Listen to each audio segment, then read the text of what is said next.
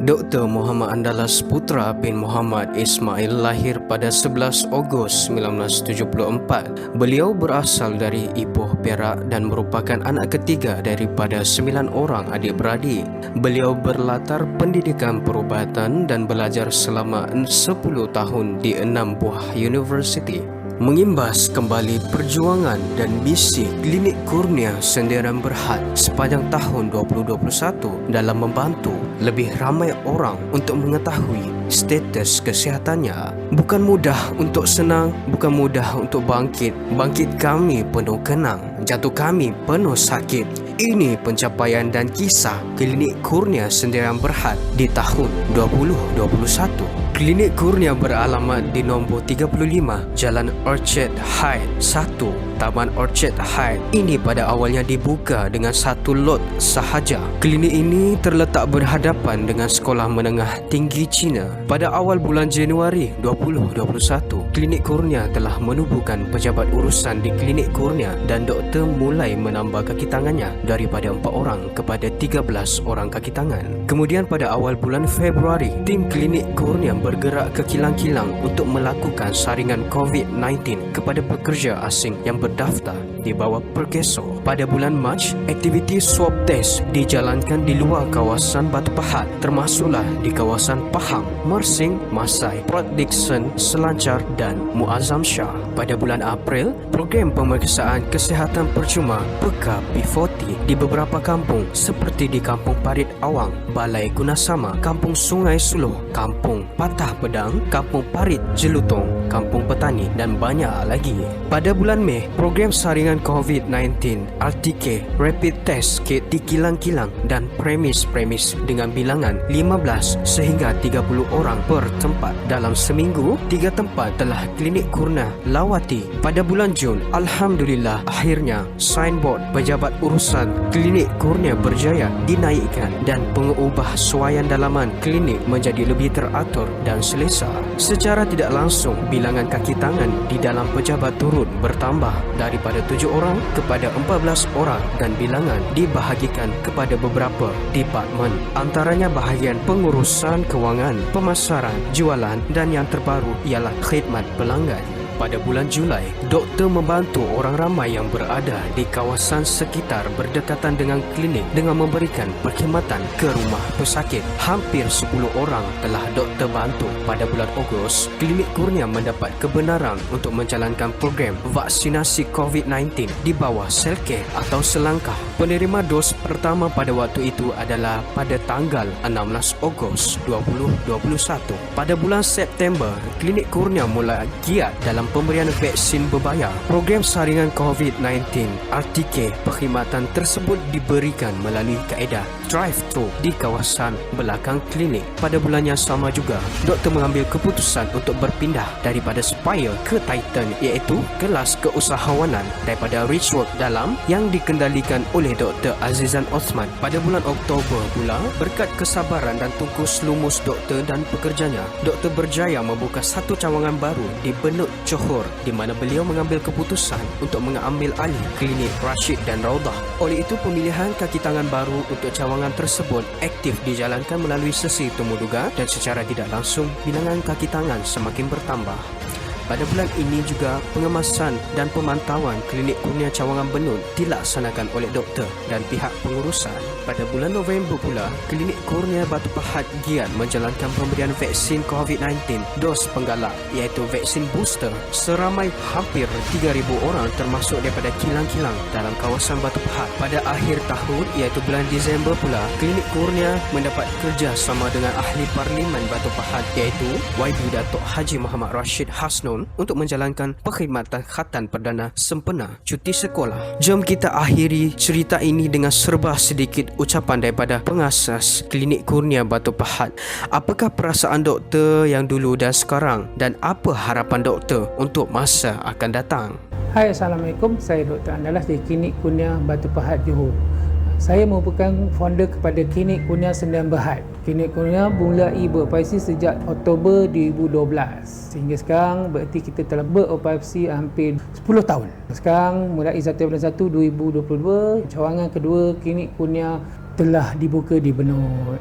Actually nak cakap perasaan ni susah juga sebenarnya, sebab kita bermula dengan berkongsi dengan rakan partner, tapi yalah, kita tak menjangkakan sesuatu yang tidak baik berlaku. Selepas beberapa tahun perkongsian tersebut, saya mula berjalan sendiri dan memang banyak cabaran dugaan kita hadapi, terutama bab hutang. Kebanyakan orang menyangkakan bahawa menjadi doktor itu mesti kaya, rumah besar, kereta besar, tapi apa yang saya alami tidak, adalah sebaliknya. Dan susah untuk digambarkan bagaimana sebenarnya kita masih berusaha untuk memajukan klinik kurnia, sebab sekarang big why saya bukan lagi untuk diri saya, bukan lagi untuk isteri saya, tetapi untuk staf saya, supaya mereka juga mampu mendapatkan seperti saya juga. Tapi apa yang saya lakukan sekarang adalah lebih kepada untuk memajukan supaya staf pun dapat rezeki yang baik daripada apa yang kita usahakan.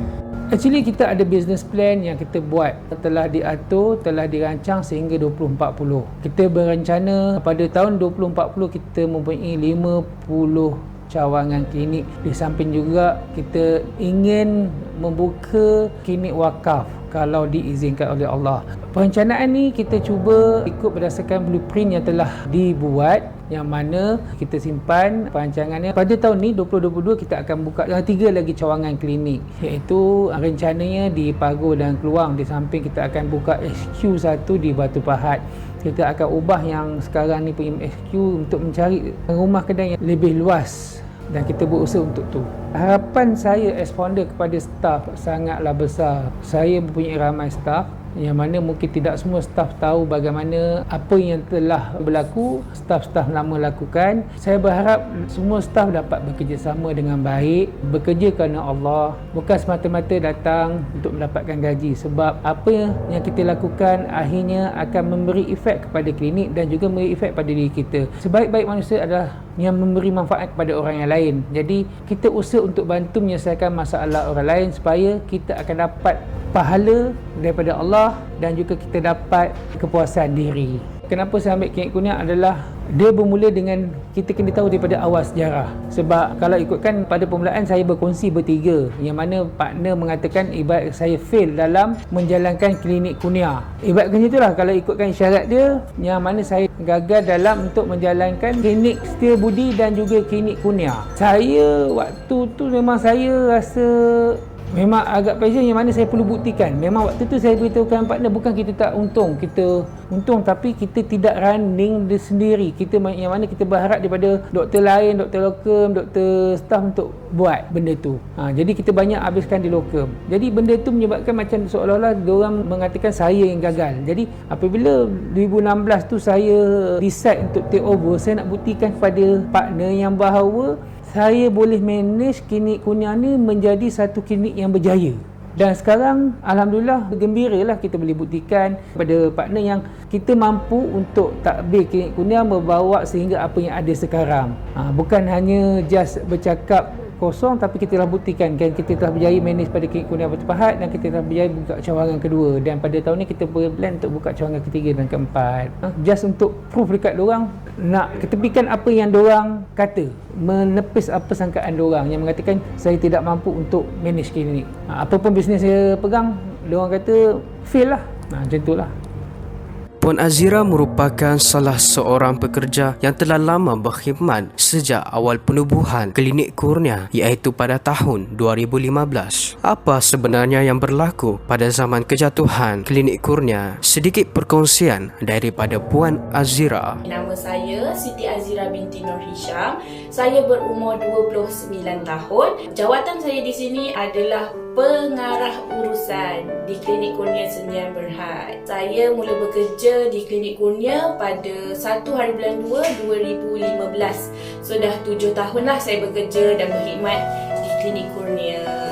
Benda yang paling saya tak boleh lupakan adalah saat doktor bersusah payah keluar mencari lokum untuk tampung pembelanjaan klinik, untuk bayar gaji kami, gaji staf-staf lah, dan bayar hutang-hutang yang sedia adalah untuk perjalanan klinik terus berjalan. Okey, waktu tu gaji tak besar. Permulaan saya masuk pada 2015 tu doktor hanya tawarkan saya bergaji 900 sahaja. Belum tolak WSP dan juga SOSO lah. Dan selepas tu ada kenaikan. Tapi bila jatuhnya klinik kurnia, gaji terus drop pada 700. Tapi masa tu saya still lah bersama dengan doktor sebab saya nampak lah struggle doktor untuk membayar gaji kita orang macam mana. Tapi 700 tu pun doktor akan bayar sebulan 3 kali lah. Kenapa saya tetap bekerja? Okey, yang first, saya pegang pada kata-kata mak saya. Mak saya cakap, tak apa dek, kerja sahaja di klinik kurnia, tolong Dr. Andalas. Itu ayat yang saya tak akan lupa sampai hari ni lah. Masa doktor bayar gaji saya sikit tu, saya rasa macam aku staff nurse, tapi kenapa gaji aku segini? Tak macam kawan-kawan aku yang lain. Aku nak berhentilah, nak cuba cari kerja tempat lain. Tapi mak saya banyak kali cakap, adik jangan berhenti, sekarang susah nak cari kerja. Adik kerja je dengan doktor walaupun gaji sikit. Adik datang kerja, adik niat, adik nak tolong doktor. Itu ayat mak saya. Sampai hari ni saya pegang. Dan setiap kali saya pergi kerja sampai hari ni, niat saya adalah saya nak tolong doktor. Selain daripada tolong doktor, saya nak juga tolong orang lain. Okay, doktor memang super hebat, super power. Doktor boleh bekerja 24 jam seminggu.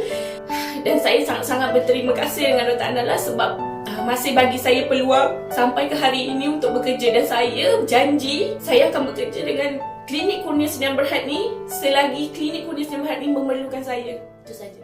Puan Syahira juga merupakan salah seorang pekerja yang telah lama berkhidmat di Klinik Kurnia sejak dari Klinik Setiabudi dan Klinik Kurnia beroperasi. Okey, Assalamualaikum. Nama saya Nur Syahira binti Abu Bakar, berumur 28 tahun. Saya bekerja di Klinik Kurnia sebagai sales executive. Saya mula bekerja di Klinik Kurnia dari tahun 2012 sehingga sekarang. Antara pengalaman yang tak dapat saya lupakan atau memori lah yang saya dapat dari first saya bekerja di Klinik Kurnia sehingga sekarang. Okey, antaranya adalah Dr. Andalas pernah naik turun mahkamah atas sebab dia didenda kesalahan metadon lah. Kesalahan metadon tu simple je sebenarnya. Nampak dia macam dia sabotaj orang sebab asalnya orang farmasi tu datang untuk buat semakkan buku. Tiba-tiba dia boleh cas. Dia kata Dr. Andalas ada hilang botol lebih apa semua kan. Tapi sebelum dari itu memang ada seorang patient metadon datang. Dia bagi tahu pada doktor yang bertugas masa tu, Dr. Nur Haida.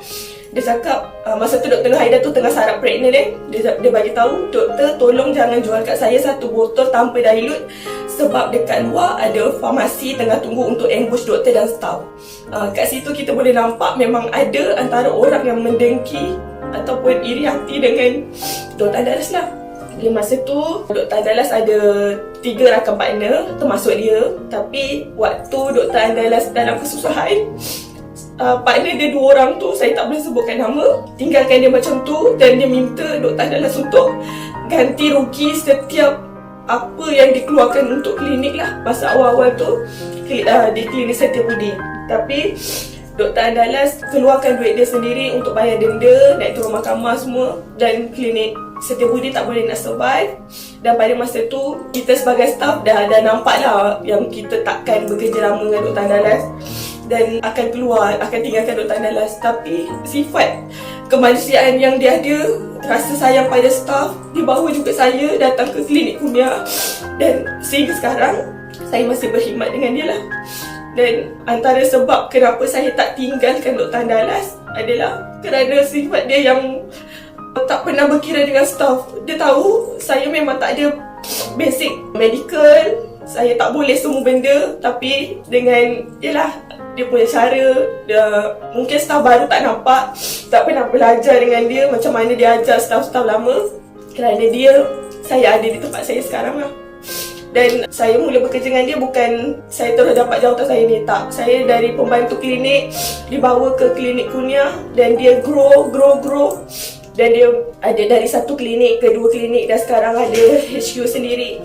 Dia bawa saya pula datang ke office Dan dia bagi jawatan baru untuk saya. Dia up saya lah, senang cakap. Lepas tu bukan untuk saya je, untuk family saya. Mak ayah saya pun dia banyak bantu juga dari segi perubatan. Sebab ayah saya bukan orang yang sihat. Ayah saya selalu diserang asma.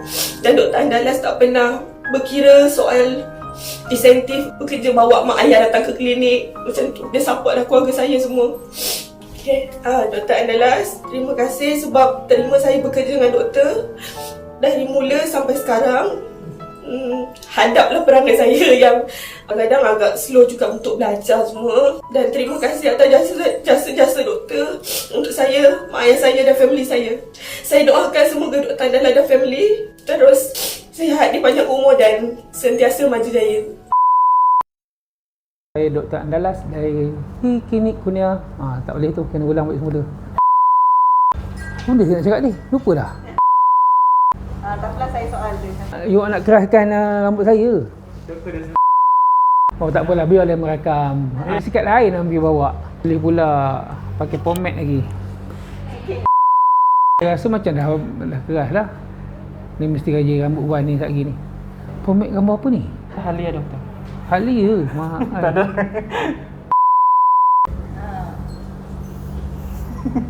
Spray tadi mana? Boleh doktor? Awak jadi warna perang rambut saya. Bukan. Jom doktor, boleh nak spray je.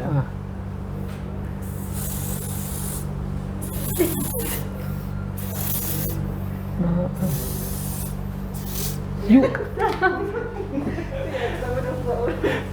Sejuk. Mau. Okey. Dah.